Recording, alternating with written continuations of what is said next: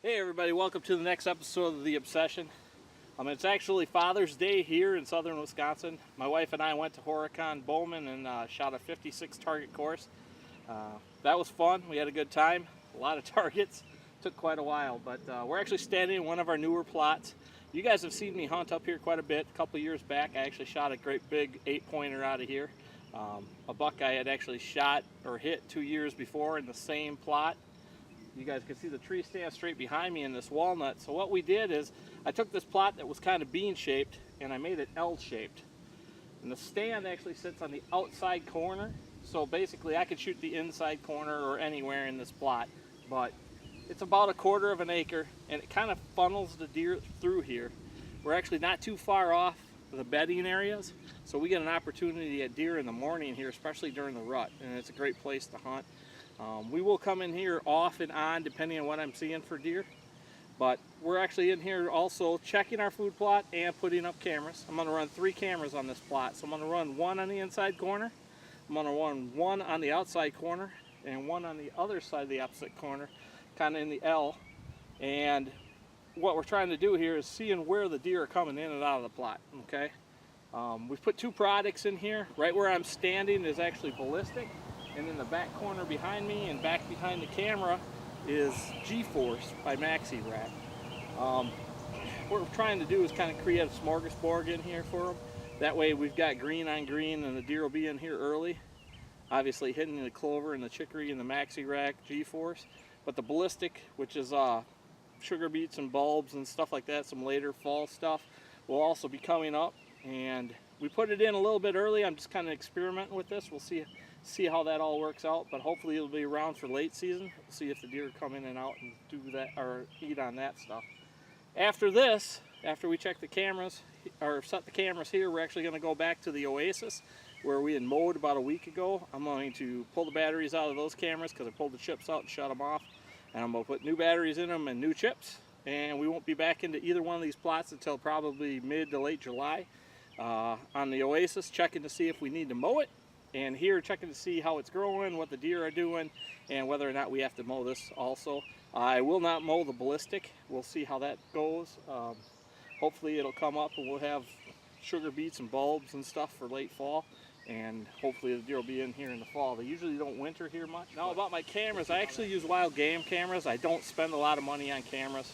I've got mole trees, I got a few bushnells, things like that. But I don't spend a lot of money on my cameras. I'm not interested in how great the picture is. What I'm looking for is yes or no on the animal. In other words, even your cheapest cameras are going to take good enough pictures on a food plot to give me the information that I need. So time, weather, pressure, things like that, and the rack on the animal, I guess, is what I'm looking for. I want to shoot a 4-year-old or older. This property here is kind of iffy. The neighbors will shoot any 3-year-old that comes by. If I do get a good 3-year-old in here, I will shoot him. But we'll see how that goes. This year we should have some pretty good deer. There's 5 or 6 that made it through. I'll show you guys a few of the pictures. That deer that made it through. I got a couple of bucks that are really developed decently so far. Nothing I think I'd shoot, but we'll see how that goes. But like I said, game cameras, I don't spend a lot of money on them. To me, they're information. I don't need a real pretty picture to show everybody on Facebook or the internet. I'm looking for the information from the camera. So the time of day, which way the animal's coming from, north, south, east, west. Barometric pressure, I like to see barometric pressure on my cameras. That actually is something I hunt by. I think, you know, we're all, after years and years of development, realize that when weather fronts move in and out, we get more activity. We all know that. But I'm going to set up 2 more cameras in this plot. So we'll be running 3 here, and we'll be running 3 over in the Oasis. I'm going to set up a couple cameras on some entrance and exit routes in the Oasis. It's a little bit tighter. I'll explain that to you when we get over there. Thanks for watching The Obsession. Hope you guys enjoy these next couple of hunts.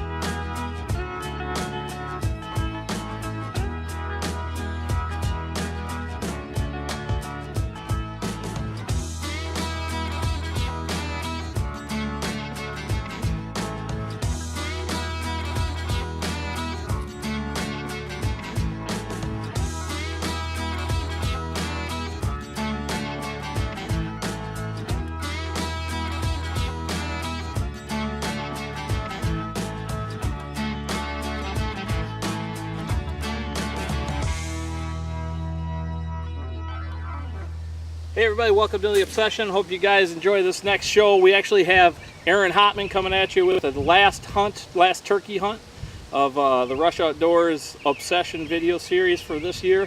He had the opportunity with a shotgun to take a turkey in the 4th season. He got me the footage a couple weeks back, and just trying to get everything situated for the Rush Outdoors shoot and stuff. It's taking me some time, but we're going to show you guys that hunt, and then right after that we're going to show you guys a doe hunt from last year. We're bringing all the video footage that we had filmed from last year. We got 50 some kills on film with deer, plus all the turkey footage that you guys have seen throughout the spring. Hope you guys enjoyed all of that. We appreciate you guys watching. If you get a chance, subscribe to the channel. We're going to actually do a little bit of food plot information. We're going to do some camera information. I'm just going to talk a little bit about what's going on, what I'm doing, show you guys what we got going on, a couple different plots, and we'll go from there. So sit back and enjoy these 2 hunts. We'll do a little talking in between. Thanks for watching. I'm in with Rush Outdoors. It's season D here in southern Wisconsin for turkey, spring turkey. It's Saturday. I'm out here. They're gobbling like crazy behind me. I got one first season, so we're going to try to make it happen again this season. Probably got about 8 gobblers behind me, a couple 100 yards going at it, so. Landowner tells me there's 2 or 3 big toms out here in the field every morning, so. We're going to see if they come out here today. I got 2 feeder hens out, a Jake and a bedded hen, so. We're going to see if we can get them to come in today. It's be a nice day out, so stay tuned.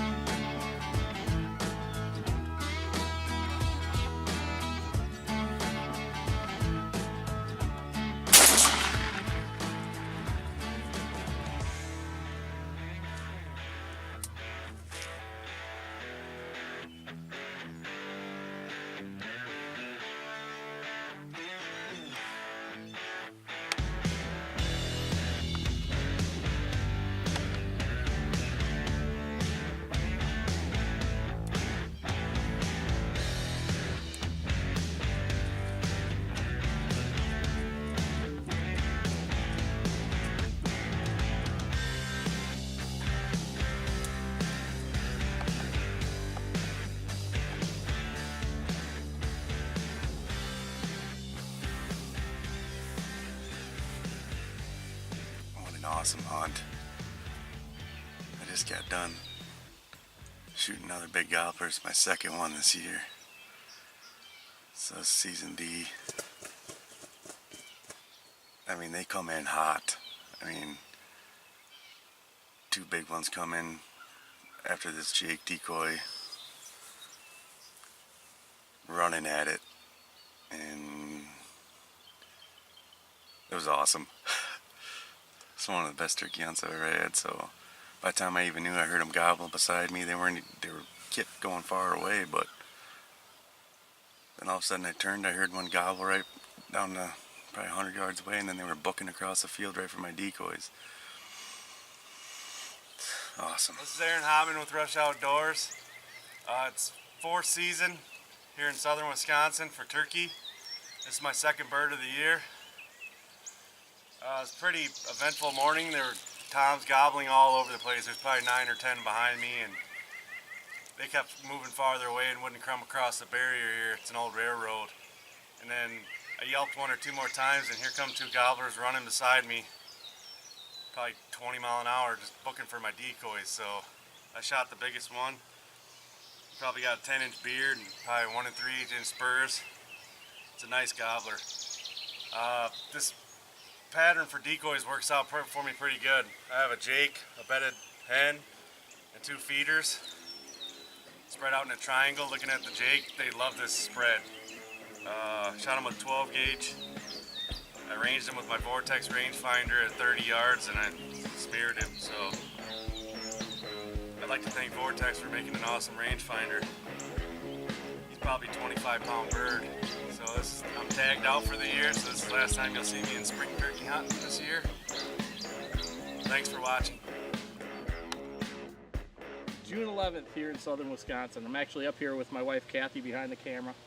We're actually in a spot we call the Oasis. You guys have seen us hunt a few times last year in this spring turkey hunting where I missed a nice tom about 10 yards from that ground blind behind me. So you can see that the clover's up pretty high. So we brought a push mower up here, and Kathy's actually going to push mow this little plot. It's one of our favorite spots to hunt. You can get in and out really easy with any west wind. So that's predominantly west here in southern Wisconsin. So this spot we actually get a chance to hunt quite a bit. I am actually going to take the chainsaw and kind of clear out kind of the way we came in here, but it's a bunch of little trees, little aspens that have actually grown up in that area. It's really thick. The deer come from there into this plot, so we're going to actually make our access easier, but also make it easier for the deer to get in and out. There's actually a couple apple trees here that are really loaded. We'll show you guys those in a second, but this week on the Obsession, we're going to show you guys a doe hunt with me and Kathy again behind the camera from last year. We're actually bringing back all the hunts. We're going to show them weekly from last year. You guys can get to see everything, so we're going to show you guys all of that. Stay tuned for a few giveaways here on YouTube. We got a bunch of stuff from our sponsors we'll be giving away, so hope you guys enjoy this hunt. We'll see you in a little bit. It's October 1st here in southern Wisconsin, and I have my wife running the camera. We're actually here on a doe mission, so we'll see what happens. There are some pretty good bucks in the area. One in particular that I will shoot. He's a 4-year-old we call Stubby. He's about 20 inches wide. Not real tall on the tines, but a big, heavy mainframe 8. He may show up. We got an overcast day, northeast wind, so it blows our scent straight out towards this cornfield. We're actually expecting a deer to come from the wood line out to these food plots to eat. You guys have seen us hunt here quite a bit, so hopefully we'll get something in and we'll be able to get it on film. So we'll stick around and see how it goes.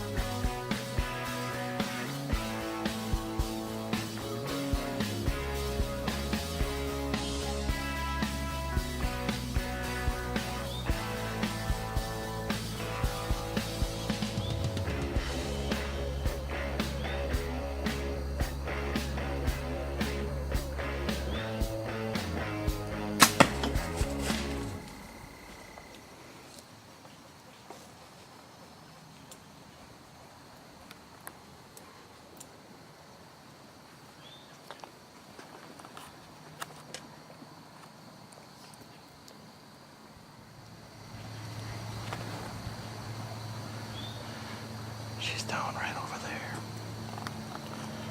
We had this doe come in with her fawn earlier tonight, and they winded us, so they ended up going away and coming back. She ended up sneaking up back up around here and gave me about, I don't know, 16-yard shot, quarter in two, but at that yardage with this bow, I could pound right through her. She's laying over here done, probably 70 yards away, so one down. That's it for this property. That's all we're taking off for does. We managed it pretty intently, so I'm done for the season for does here. So I'll only be buck hunting this property, but we might sit around tonight and see if that one big 8-pointer shows up. So, cool.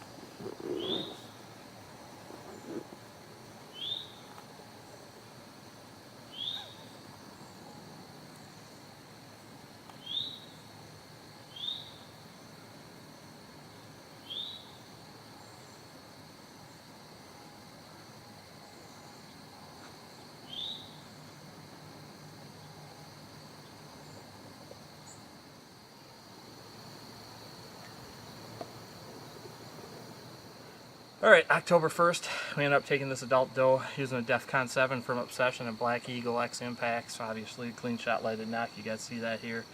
You guys get a chance to check them out. And we're shooting an Exodus broadhead this year by QAD. It's just a great broadhead. This whole setup's basically set up for my mule deer hunt this year for out west. It works great on whitetails also. Had my wife filming for me.